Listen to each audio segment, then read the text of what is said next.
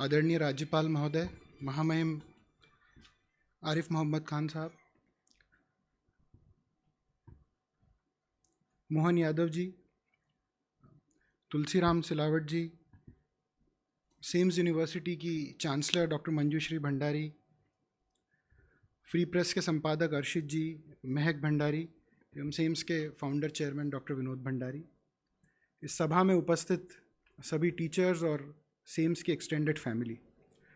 महामहिम, मेरे पास बहुत लिमिटेड समय है। मैं आपके सामने आपका ध्यान एक बहुत नहीं, मैं आपका ध्यान एक बहुत ही महत्वपूर्ण विषय की ओर आकर्षित करना चाहता हूं और मेरे ख्याल से इसी विषय को बोलने के लिए मुझे समय दिया। अच्छा है कि ये एक इम्पॉर्टेंट विषय है। मेडिकल साइंस में आज के समय एक बहुत बड़ी प्रॉब्लम है और वो प्रॉब्लम शायद दूसरी स्पेशलिटीज़ में है कि नहीं मुझे नहीं पता, बट मेडिकल साइंस में तो निश्चित तौर पर है और उस प्रॉब्लम से हम सब ग्रसित हैं। तो एक बहुत पुरानी सेइंग है, all that glitters is not gold.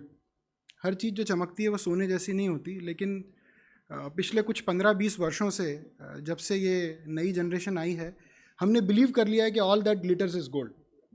We are producing celebrated doctors with lot of celebrated degrees, but we are not focusing on competence, जिसको हम व्यावहारिकता कहते हैं।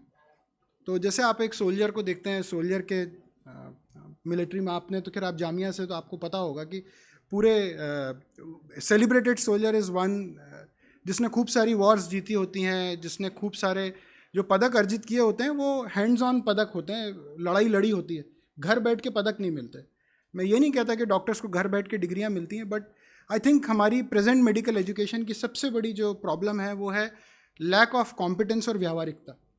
सो Shri Aurobindo university has done something very good, जिसके लिए मुझे doctor Bindal madam, doctor Manjushree Bhandari और doctor Jayshree Tapadia को बधाई देना चाहिए। And that is a foundation course by medical council of India, जिसमें आपको जानकर ताज्जुब होगा कि हम लोग सिर्फ यहाँ पर मेडिसिन नहीं पढ़ा रहे हैं, but what we are doing today is, जब फर्स्ट ईयर MBBS का बच्चा आता है तो we are giving him training and education of English. क्योंकि आपको ये पता होगा कि बहुत सारे बच्चे PMT तो क्लियर कर लेते हैं लेकिन उनकी इंग्लिश इतनी अच्छी नहीं होती।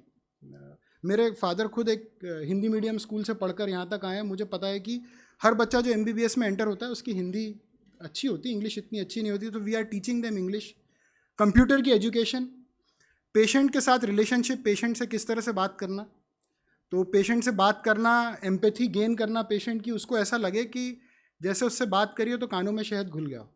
बात करके बहुत सारी चीज़ें आसान की जा सकती है। उसके दर्द को समझना, उसके दुख को समझना, स्ट्रेस को मैनेज करना। मेडिकल साइंस में अभी हम सुन रहे हैं बहुत सारे बच्चे सुसाइड कर लेते हैं, they can not handle stress.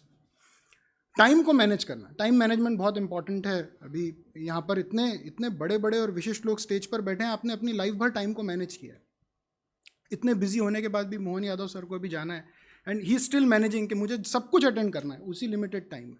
तो हम मेडिसिन में जितने भी लोग आते हैं, we are becoming good clinicians, we are becoming good doctors, but we are somewhere forgetting के व्यावहारिकता and being a good human being, और जो हैंड्स ऑन एक्सपीरियंस पेशेंट्स के साथ होना चाहिए, उनसे एम्पैथी डिराइव करने का, वो हम लोग कहीं ना कहीं भूलते जा रहे हैं। जिसको कि बहुत ही अद्भुत काम किया है सेम्स यूनिवर्सिटी ने, स्टार्टिंग दी फाउंडेशन कोर्स।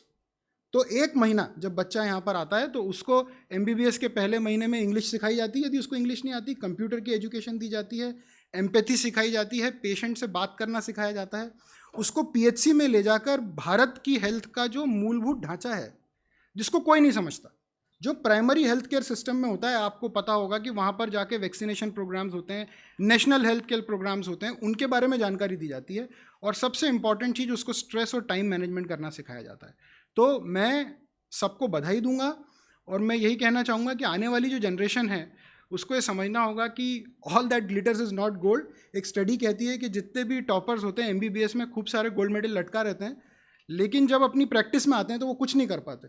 और there is a back bencher syndrome, आपको पता होगा, आपकी यूनिवर्सिटी में भी होता होगा। बैक बेंच पे बैठने वाला महाशरारती बच्चा दुनिया का सबसे आगे होने वाला सबसे व्यावहारिक बच्चा, क्योंकि मुझे ऐसा लगता है कि बैक बेंचर्स ज़्यादा व्यावहारिक होते हैं, वो पीछे से भी सब कुछ कर लेते हैं जो हम आगे से नहीं कर पाते।